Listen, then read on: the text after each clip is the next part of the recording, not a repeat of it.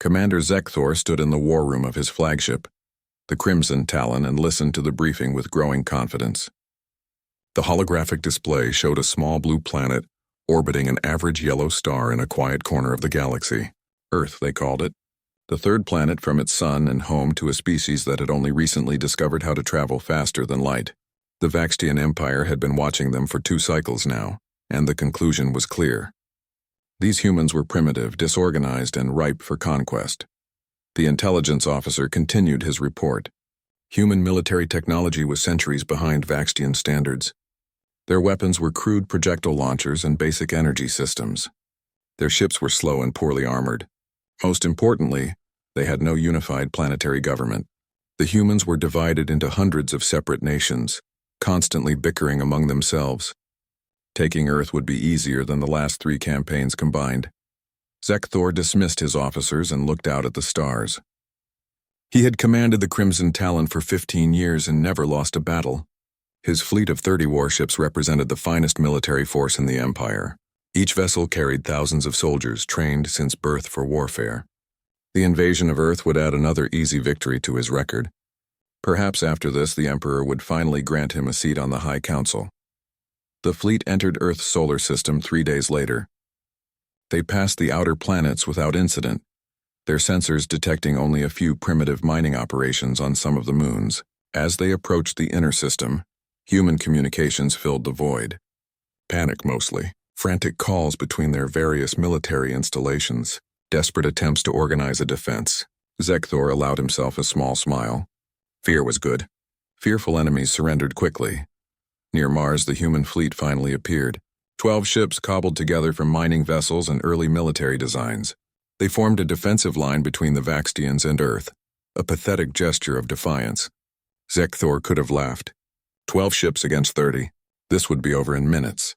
The lead human vessel opened a communication channel. A young human male appeared on the screen, wearing a mismatched uniform that looked hastily assembled. He identified himself as Lieutenant Danny Carter, commander of the Liberty's Dawn. His voice was steady, but Zekthor could see the fear in his eyes. Good. Danny spoke without preamble. He said the humans knew they were outmatched. He said they understood the Vaxtians had superior numbers and technology. Then he said something that made Zekthor pause. He said they were going to fight anyway, not because they thought they could win, but because Earth deserved every second they could buy. Every minute of delay was another minute for civilians to reach shelters.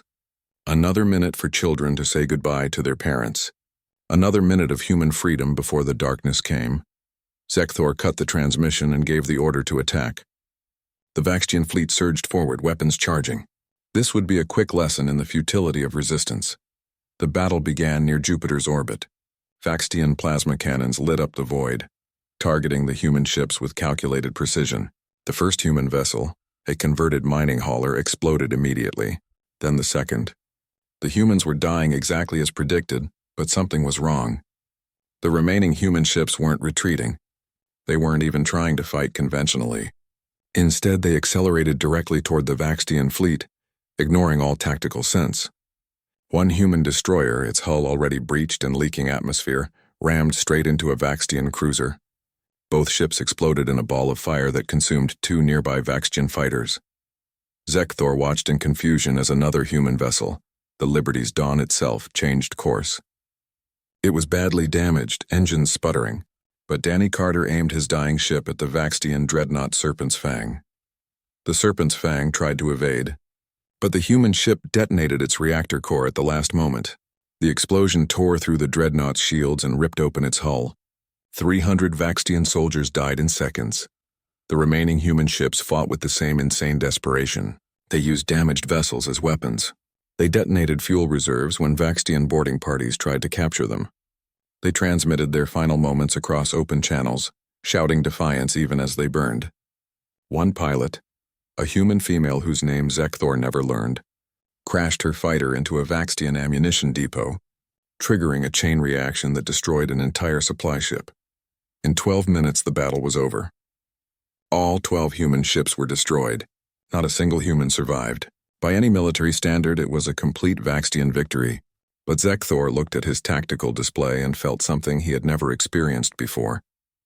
3 Vaxtian warships destroyed, 5 more heavily damaged. Nearly 800 soldiers dead. Against 12 primitive vessels that should have been eliminated without loss. Danny Carter's final transmission played on a loop in Zekthor's mind. The human lieutenant had spoken calmly even as his ship disintegrated around him. He said they died so Earth might live. He said every second they bought was a victory. He said the Vaxtians would remember this day, remember what it cost to take just 12 human ships. Then he said something that would haunt Zekthor for years to come. He said, "Make it count." The fleet continued toward Earth, but the mood had changed. The soldiers who had been joking and confident now moved quietly through the corridors. They had all watched the battle. They had all seen humans refuse to surrender, refuse to retreat, refuse to acknowledge when they were beaten. It was illogical. It was wasteful. It was terrifying. Zekthor stood alone in his command chamber that night staring at casualty reports. 800 dead. 3 ships destroyed, against an enemy that never should have touched them. He told himself it was a fluke, an anomaly caused by human desperation. The ground invasion would be different. Once Vaxtian soldiers landed on Earth's surface, superior training and numbers would prevail. But deep in his mind, in a place he didn't want to acknowledge, doubt had taken root. These humans had known they would die. Known it with absolute certainty. And they had fought anyway, not despite the hopelessness, but because of it. They had transformed their inevitable deaths into weapons, buying time measured in minutes and seconds. Zekthor looked at Earth growing larger on his view screen. The blue planet seemed peaceful from orbit, unaware of the hell about to descend. He gave orders for the landing zones. New York, London, Tokyo, Sydney. 4 major cities where Vaxtian forces would establish beachheads. From there, they would spread across the continents, overwhelming human resistance through sheer numbers. It should have been simple. It should have been easy.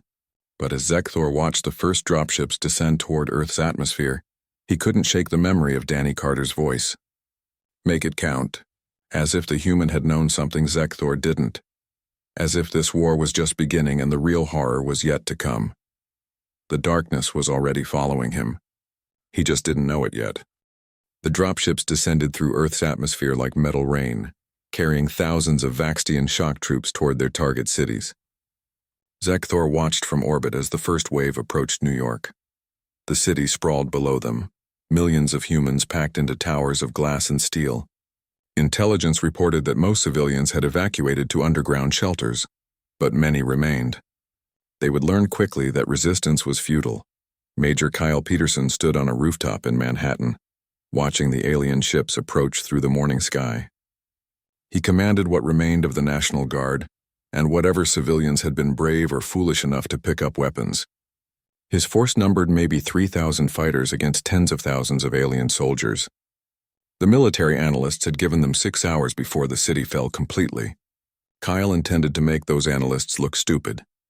The first Vaxtian dropship landed in Times Square, its doors opening to release 50 armored soldiers. They moved in perfect formation, weapons ready, scanning for targets. What they found instead was an empty street. Buildings stood silent, no humans visible. The Vaxtian squad leader reported confusion to his commanders. Where was the resistance? Where were the defending forces? The answer came from everywhere at once. Windows shattered as civilians opened fire from hundreds of buildings. Improvised explosives detonated in the streets. Subway entrances became kill zones as humans emerged, fired, and disappeared back underground. The Vaxtian squad tried to return fire, but they couldn't identify targets. Every window could hide a shooter. Every doorway could conceal a bomb. Within minutes, 20 Vaxtian soldiers were dead, and the survivors retreated back to their dropship. Zekthor watched the tactical feeds with growing frustration. This wasn't how ground combat worked. The humans should have formed defensive lines that Vaxtian forces could break through. Instead, they were fighting from everywhere and nowhere, using their knowledge of the city against the invaders. Every building became a fortress. Every street became a battlefield. In London, Captain Lisa Morgan coordinated similar tactics. She had been a police officer before the invasion, trained to protect and serve. Now she was teaching civilians how to kill efficiently. The Vaxtians expected military resistance, organized and predictable. What they got was chaos. Londoners fought from the underground tunnels, from historic buildings, from parks and bridges.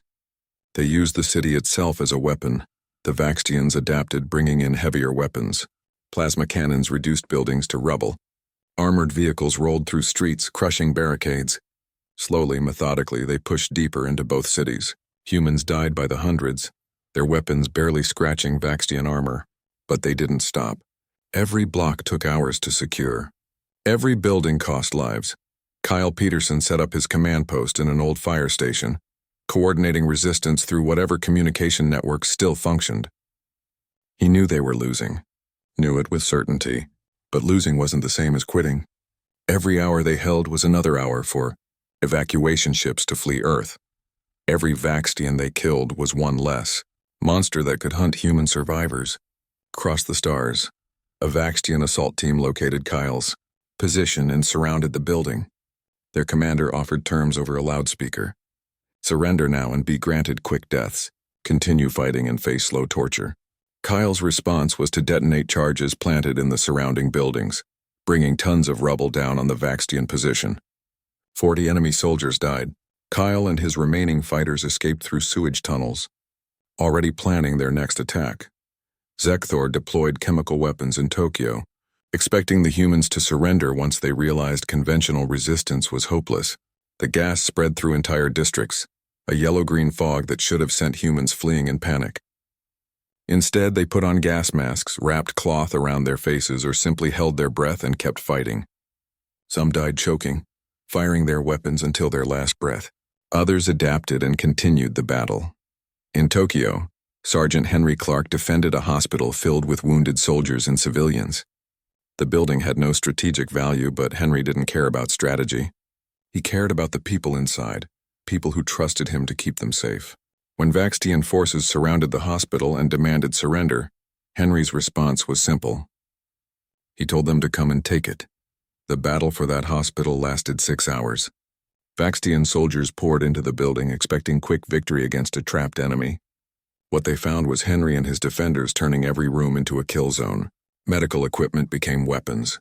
Gurneys became barricades. When ammunition ran out, they fought with surgical tools, chair legs, and bare hands.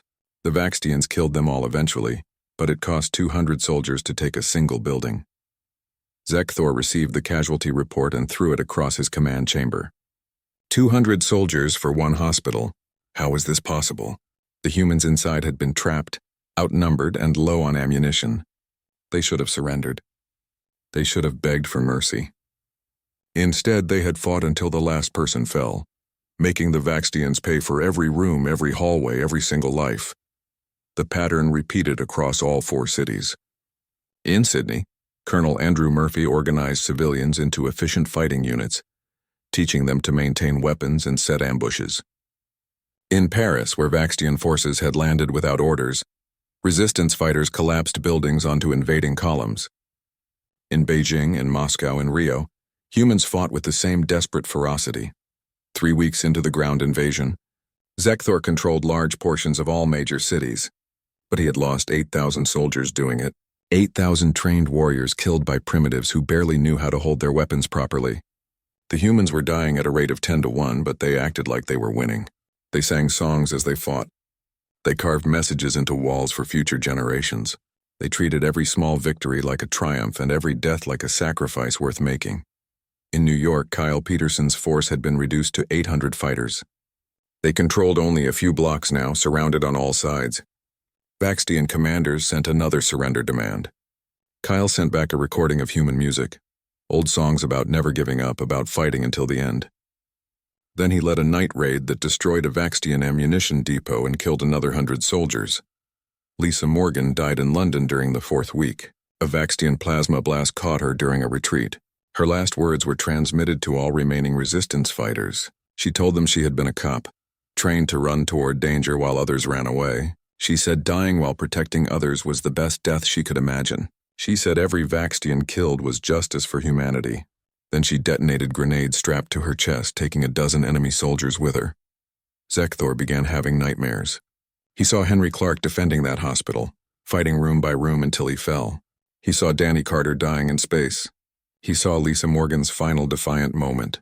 They were dead, all of them dead, but they haunted him. During the day, he commanded his forces and issued orders. At night, he heard their voices in the darkness. The human resistance was mathematically doomed. Zekthor's analyst confirmed it daily. Another month and all organized defense would collapse. 2 months and Earth would be fully occupied. The numbers were clear. But the numbers didn't account for what this victory was costing. Vaxtian soldiers had stopped joking. They moved through cities nervously, expecting ambush from every shadow. They had learned to fear buildings, tunnels, and anywhere humans might hide. Kyle Peterson made his last stand in a subway station beneath Manhattan. He had 50 fighters left and no way out. Vaxtian forces surrounded the position with overwhelming numbers.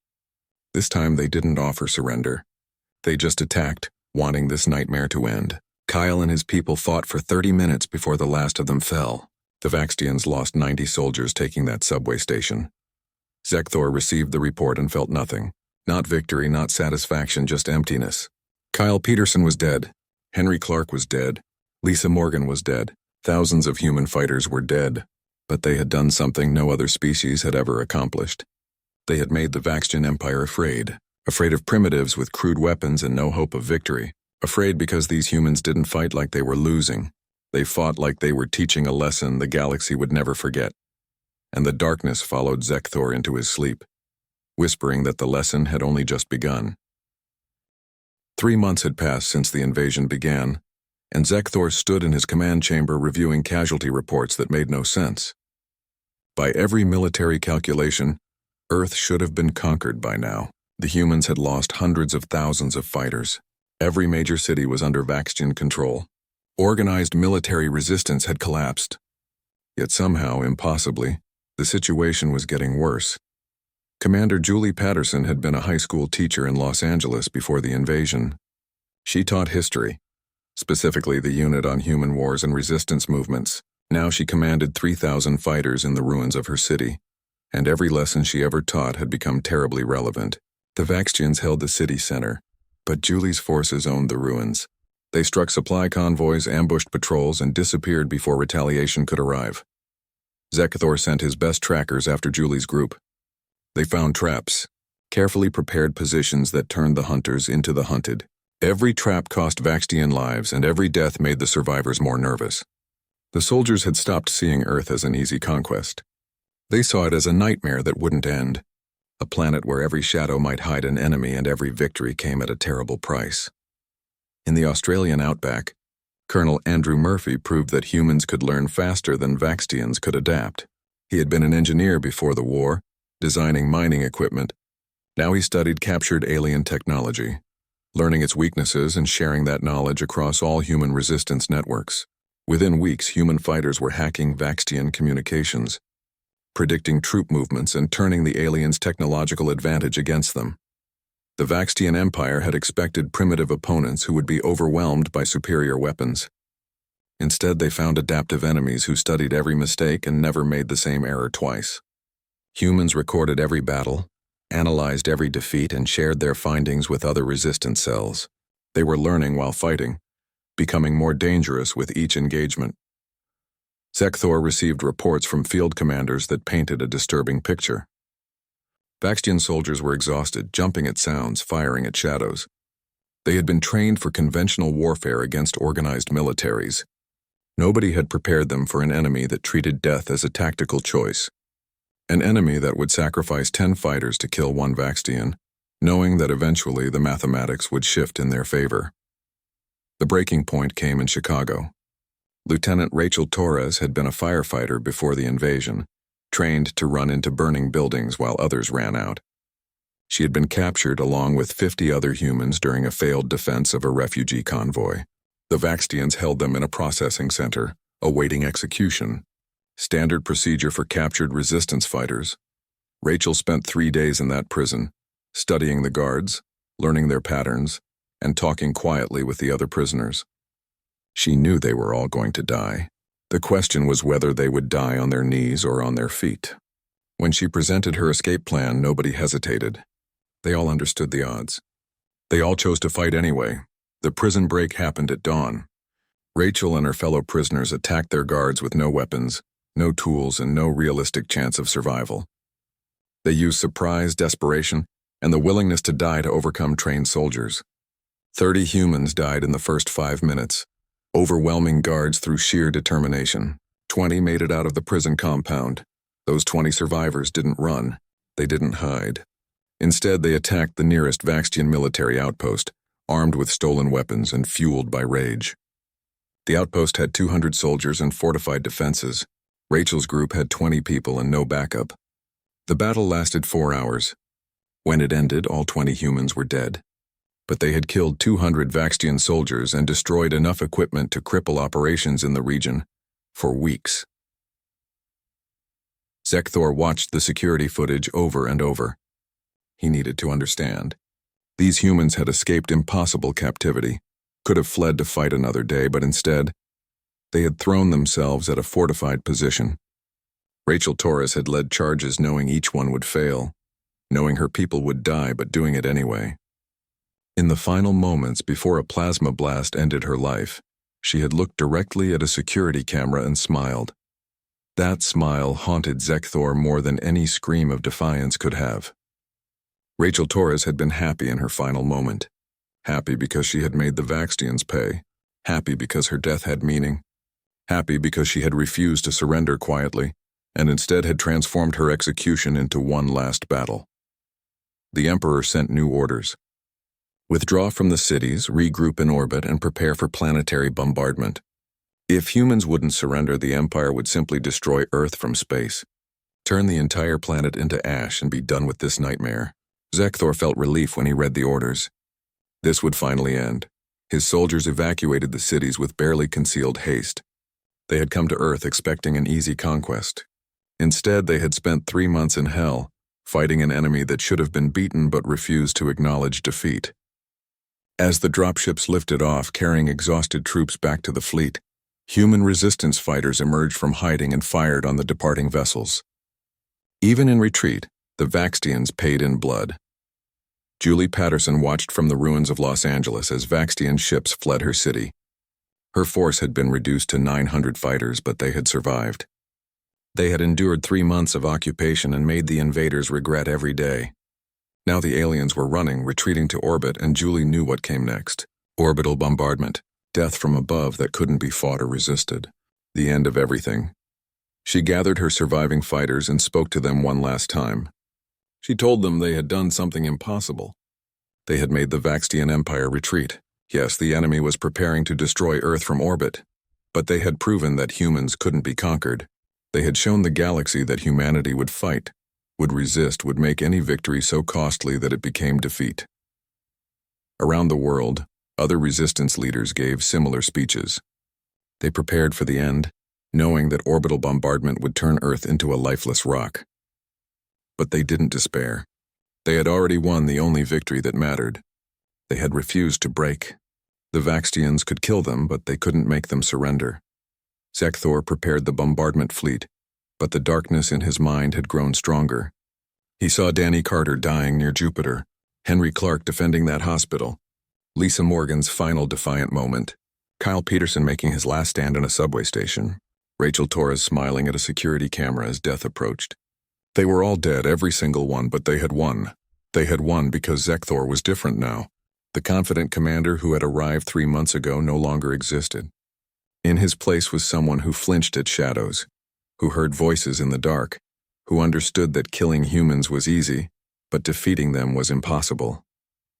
Every night the voices grew louder. Every night they reminded him of what humanity had taught the Vaxtian Empire. "You can kill us," they whispered, "but you'll remember every single one, and that memory will follow you forever. A darkness that never lifts, a weight that never eases. We die, but we win. Because you'll carry us with you for the rest of your life, and you'll never forget what it cost to make us fall." The bombardment preparations continued, weapons charging for the final strike. But Zekthor knew the truth now. Earth would burn, but humanity had already escaped. Refugee ships had fled the planet before the invasion. Small populations existed on Mars, Europa, and various space stations. They had all received transmissions about the invasion, seen the battles, heard the last words of defenders who died fighting. The Empire had wanted Earth's resources. Instead, they had created something far more dangerous. They had created humans with nothing left to lose, scattered across space and united by a single purpose: vengeance. Not the hot rage that fades with time, but the cold determination that lasts generations. The determination to make sure the galaxy never forgot what happened here. As Zekthor gave the order to begin bombardment, he realized the invasion had failed the moment it began. They should have left humanity alone, should have marked Earth as restricted space and stayed away. Instead, they had attacked, and in doing so, they had transformed a peaceful species into an eternal enemy. An enemy that would wait, grow strong, and eventually come for them. The darkness whispered one final truth. This wasn't the end. It was just the beginning. The bombardment never began. Zekthor stood in his command chamber, finger hovering over the authorization control, when new orders arrived from the Emperor. The invasion was being terminated. All forces were to withdraw from the Sol system immediately. Earth was being classified as a quarantine zone with standing orders to never engage human forces again. Zekthor read the orders 3 times, unable to believe what he was seeing. The Empire had committed 30 warships, tens of thousands of soldiers, and 3 months of brutal warfare. Now they were simply leaving? The Emperor's reasoning was cold and mathematical. Analysis showed that even complete destruction of Earth would not eliminate the human threat. Refugee populations existed throughout the system, and killing their homeworld would only guarantee eternal vengeance. Better to withdraw, declare the sector off limits, and hope humanity would be content to remain isolated. The cost-benefit analysis was clear. Humans were too dangerous to fight and too scattered to eliminate completely. The only winning move was not to play. Zekthor should have felt relief. Instead, he felt a strange mixture of shame and dread. Before the fleet could depart, the Emperor sent one final order. Interrogate human prisoners, understand what made them fight so irrationally, and ensure the Empire never repeated this mistake. Zekthor had hundreds of captured humans in his prison bays, but he chose only one for questioning. Captain Nathan Pierce, former commercial pilot turned military officer captured during the Chicago disaster. They brought Nathan to Zekthor's private chamber rather than an interrogation room. Zekthor wanted a conversation, not a torture session. He had seen enough human suffering to last several lifetimes. Nathan entered without chains, his injuries treated, and sat when offered a chair. He looked tired but not broken, and his eyes held something Zekthor had seen before. That same strange mix of sadness and determination. Zekthor studied the human for a long moment before speaking. He asked the question that had haunted him for months. Why did they fight? Logic demanded surrender when facing overwhelming odds.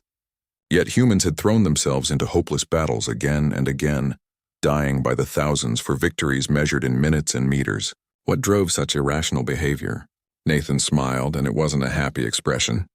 He said humans and Vaxtians were more different than the Empire understood. For Vaxtians, survival was the highest priority. Logic and calculation guided every decision. But humans had something else, something that made them dangerous. They had ideals worth dying for. Freedom, family, home. Abstract concepts that meant more than life itself. Zekthor argued that death ended everything. A dead human couldn't enjoy freedom or protect their family. Dying for ideals was the ultimate waste. Nathan's smile grew sadder. He said Vaxtians saw death as failure, but humans saw it differently. Everyone died eventually. The question was whether you died for something meaningful or simply existed until death found you. Humans who fought the invasion weren't throwing their lives away. They were spending those lives purchasing something precious. Time for others to escape, hope for future generations, and the knowledge that they hadn't submitted to tyranny. The conversation continued for hours. Zekthor asked about specific battles, trying to understand the tactical decisions that made no sense. Nathan explained that human tactics weren't about winning individual engagements. They were about imposing a cost that would make future aggressors think twice. Every Vaxtian who died fighting humans was a message to the galaxy. This is what happens when you attack us. This is the price you pay for trying to take our home. Zekthor brought up Rachel Torres and her prison break. 50 captured humans who could have waited quietly for execution. Instead, they attacked guards and threw themselves at a fortified outpost. All 50 died accomplishing nothing. How was that anything but waste? Nathan's expression hardened. He said Rachel and her people accomplished everything. They proved that humans couldn't be caged, couldn't be controlled, couldn't be made to die quietly. Their final battle would be remembered, told and retold until it became legend. Every human child would grow up knowing that Rachel Torres refused to surrender even in captivity. That was the real victory, Nathan explained. Not killing Vaxtians or holding territory. The victory was in proving to themselves and the galaxy that humanity would never break. They created stories that would inspire resistance for generations. They turned defeats into martyrdom and death into purpose. Zekthor could destroy Earth, could kill every human alive, but those stories would survive. And survivors scattered across space would carry those stories forward, teaching their children that humans don't give up. Zekthor felt cold listening to this explanation. He said the Empire was withdrawing, leaving Earth alone. Surely that meant humans had lost. Nathan shook his head slowly. He said the moment Vaxtians decided to leave, humanity won. The mighty Empire had attacked with overwhelming force and then retreated because the cost was too high. Every species watching would learn that humans were too dangerous to invade. Earth had lost millions of people, but they had purchased security that might last centuries. More importantly, Nathan continued, the Empire had made a critical mistake. They created an enemy that would never forget. Human refugees on Mars, Europa, and distant stations had watched Earth burn. They had seen cities fall and heard the final transmissions of defenders. Those survivors would rebuild, grow strong, and remember every death, every atrocity, every moment of this invasion. And someday, when humanity was ready, they would come calling. Zekthor protested that revenge was illogical. The invasion was ending. Both sides could move forward. Nathan's laugh was bitter. He said Vaxtian still didn't understand. This wasn't about revenge in the sense of blind rage. It was about justice and ensuring this never happened again. Humanity would spend decades rebuilding, learning, and growing stronger.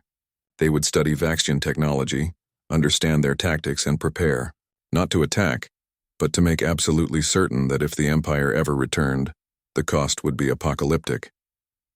The interrogation ended with Nathan's final observation. He said Zekthor looked haunted, like a man being chased by ghosts. Zekthor admitted he heard voices in the dark.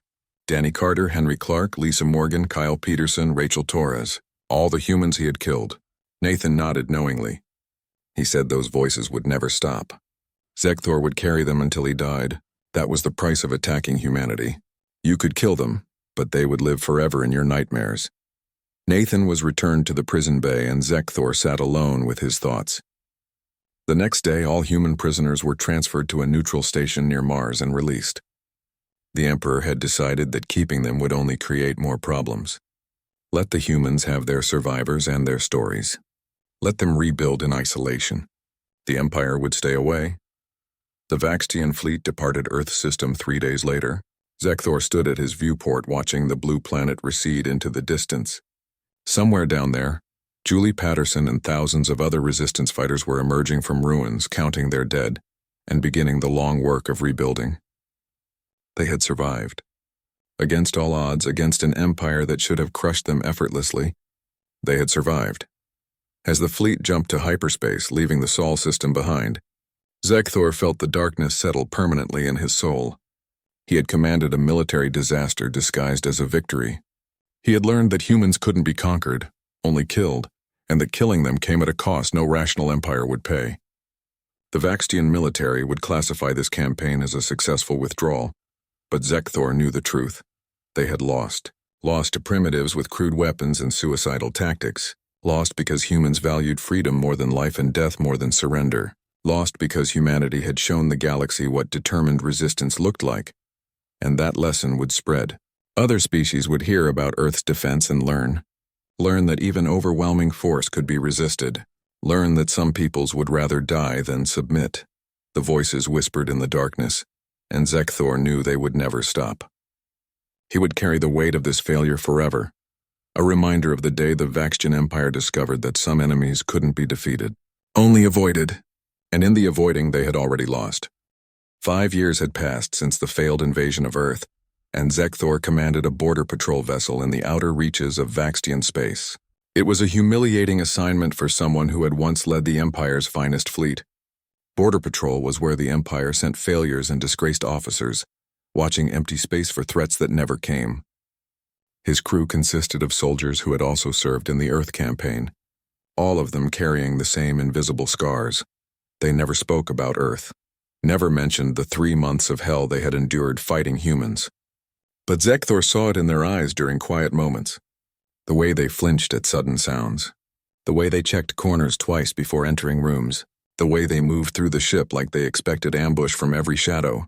Earth had broken something in all of them. Some fundamental confidence that warriors needed to function properly. The nightmares had never stopped. Every night Zekthor heard the voices. Danny Carter sacrificing himself near Jupiter. Henry Clark defending that hospital room by room. Lisa Morgan detonating grenades strapped to her chest. Kyle Peterson making his final stand in a subway station. Rachel Torres smiling at a security camera as death approached. They whispered to him in the darkness, reminding him of every lesson humanity had taught. Zekthor spent his free time researching human history, trying to understand what made them different. He learned about ancient battles where outnumbered defenders held against empires. Thermopylae, where 300 Spartans held a pass against thousands. Stalingrad, where an entire city became a graveyard rather than surrender. The Alamo, where defenders chose death over submission. The pattern repeated throughout human history. When pushed to the edge, humans didn't break. They fought harder. He read about human resistance movements that had outlasted occupations. Partisans who fought for years against superior forces. Underground networks that survived through determination and sacrifice. Humans had been fighting hopeless battles for thousands of years, and they had developed it into an art form. Other species saw war as a calculation of resources and victory probability. Humans saw it as a test of will, and they refused to fail that test. The galaxy had taken notice. Reports filtered through Vaxtian intelligence networks about other species discussing Earth's defense.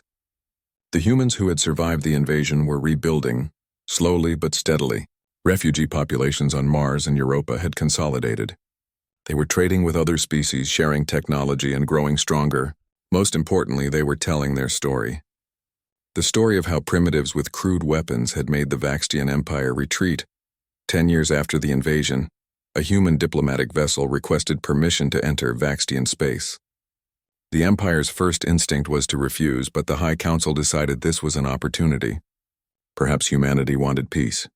Perhaps the survivors had learned their lesson about challenging superior forces. Ambassador Nicole Stevens arrived with a delegation of 12 humans, and Zekthor was ordered to attend the negotiations as a military observer. Nicole was young for a human diplomat, probably born after the invasion based on her age. She carried herself with quiet confidence, and Zekthor recognized something in her eyes. The same determination he had seen in every human who fought his forces. She wasn't here to beg for peace. She was here to establish terms. The negotiations took place in a neutral space station. Nicole stood before the Vaxtian High Council and delivered a message that had been carefully prepared. She said humanity remembered what happened, remembered every city burned, every civilian killed, every defender who died buying time for others to escape. Earth had permanent scars from the invasion, wounds that would take generations to heal. But humans had also learned valuable lessons. They had learned they could survive an extinction-level event. They had learned they could resist overwhelming force. They had learned that determination and sacrifice could defeat superior technology. Most importantly, they had learned that the galaxy wasn't safe, and they would never be caught unprepared again. Nicole presented Earth's terms. The Vaxtian Empire would issue a formal apology. They would pay reparations to help rebuild destroyed cities. They would acknowledge that the invasion was unjustified aggression. In return, humanity would agree to a non-aggression treaty. No military retaliation, no revenge attacks, no holding grudges. Both species would move forward, hopefully wiser from the experience. The High Council deliberated for 3 days. Some members wanted to refuse, claiming the Empire never apologized to primitives. Others pointed out that humanity now had alliances with 3 other spacefaring species. Earth's defense had made them famous, and famous victims gained support. Refusing reasonable peace terms would make the Empire look weak and fearful. Eventually, pragmatism won. The treaty was signed. Zekthor attended the signing ceremony and found himself standing next to Nicole during a reception. She looked at him with an expression he couldn't quite read. She said she knew who he was, knew he had commanded the invasion fleet. She said human survivors talked about him, about the Vaxtian commander who had led the attack and then withdrawn before destroying Earth completely. Zekthor didn't know what to say. He admitted he hadn't wanted to withdraw. The Emperor made that choice. Nicole smiled sadly. She said she knew, but the result was the same. Millions of humans died, but billions survived because he stopped when ordered.